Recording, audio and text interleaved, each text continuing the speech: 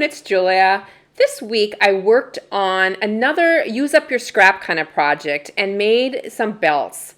Now I've done a couple other videos on making patchwork belts, and each time I do them a little different and try to perfect my method a little bit. But I wanted to share with you how I created these. I'm using for my base just a piece of cotton drop cloth. And I'm just ripping the edges. I do want the edges to be frayed. And so I just ripped a 2-inch strip, and the strip is 50 inches long.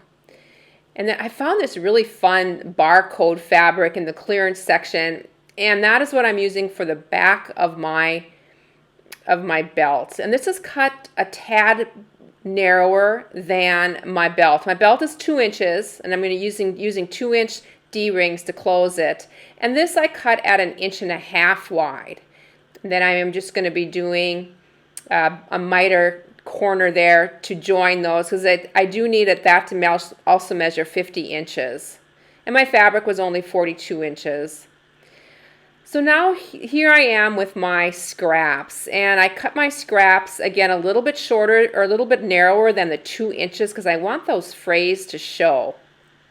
And I am just going to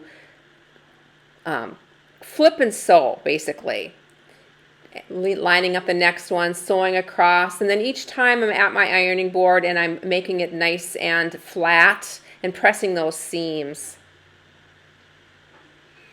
Once all my drop cloth is completely covered with my strips, then it's the fun part, and I'm wanting to add some embellishments to this. And so just putting words, phrases on. I have a bunch of, and here's this little piece of music fabric. And at this point I'm just using a glue stick to glue those on, and these will be attached with sewing, but just wanted to get them on. Here's a piece of trim that I had in my little this and that basket, basically, that I keep beside and just throw scraps in. And that I just used a pin to keep that into place. Here's one of my wonderful crocheted flowers from a viewer. Thank you so much. And that's going to add that. And this is a little piece of trim. Again, just going through some of my scraps and just adding. And I like to add that this is basically greens and blue belt. I do like to add a little bit of black and white to all my belts. And then I just wanted to pop some color in it. So I did pop some pink and some orange. And once I have all that laid out, it's to my sewing machine. There's another piece of, I believe this is just a piece of ribbon.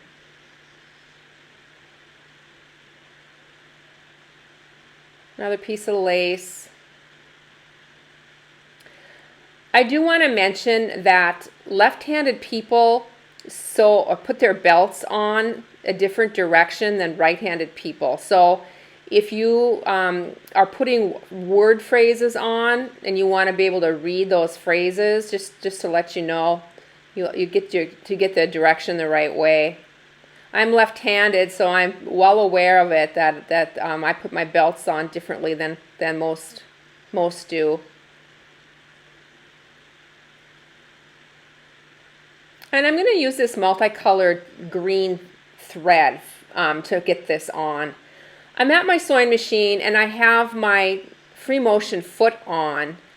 And my feed dog's dropped, and I'm just going to be doing this meander stitch all the way down my belt, catching everything, catching all the little pieces of trim.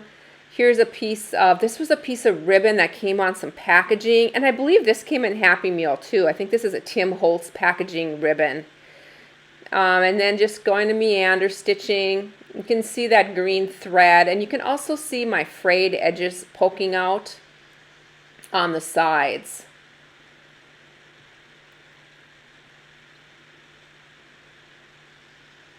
Coming next to a piece of just like a ribbon, or excuse me, I think it was like a yarn, and I picked this up at a garage sale. I'm always looking for things like that because I just use bits and pieces. And here's that crocheted flower.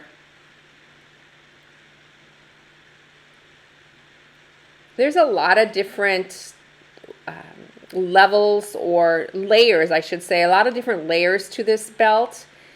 And I really like using, this is like a darner foot, free motion foot, and it has a spring on, and it hops and bounces a bit more than my other foot does. But I do like this foot for anything that has a lot of different varying layers, as I've got some highs and lows in this with all the little trims that I put on. Just doing a variety of little leaves and little squiggles just to add interest to it. And the next thing is this little piece of, again, a little scrap of something.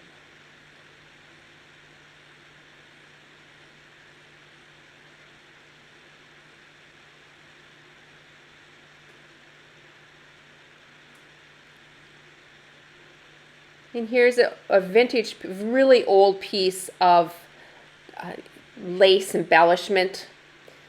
I think I picked this up at a antique mall. Really love it. Just a little piece of it.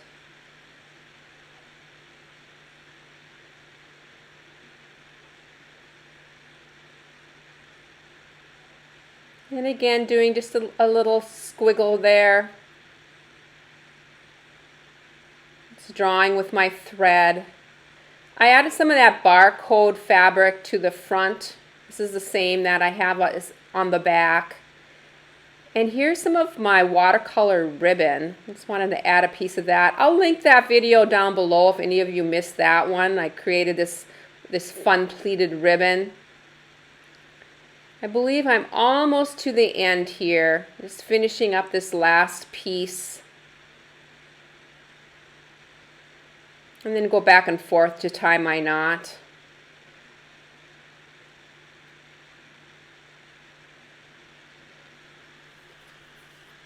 And now I'm taking my Heat and Bond Light, and I cut my strips a little bit narrower yet than my backing. So I believe I'm at about 1.25 inches for this Heat and Bond Light. And I'm just attaching that, just fusing it to the wrong side of this long strip that I have joined for the back.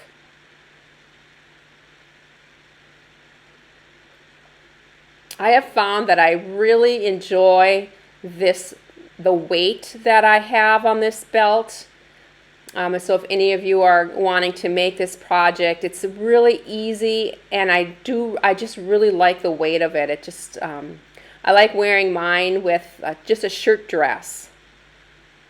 It has a prairie look to it. It's just a boho, bohemian look. It's just really fun.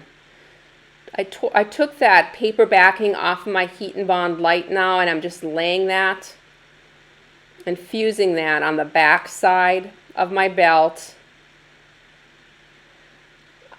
The Heat and Bond Light does add a little bit of stiffness to your fabric, and then this application that I'm using for this belt, it does add just a nice, like I said, a nice feel or weight to the belt.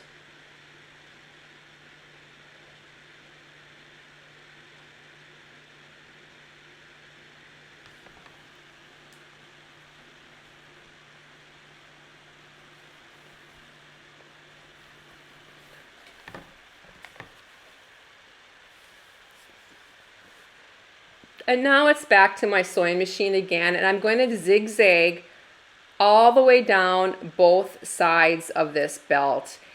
And I do have a multicolored thread on.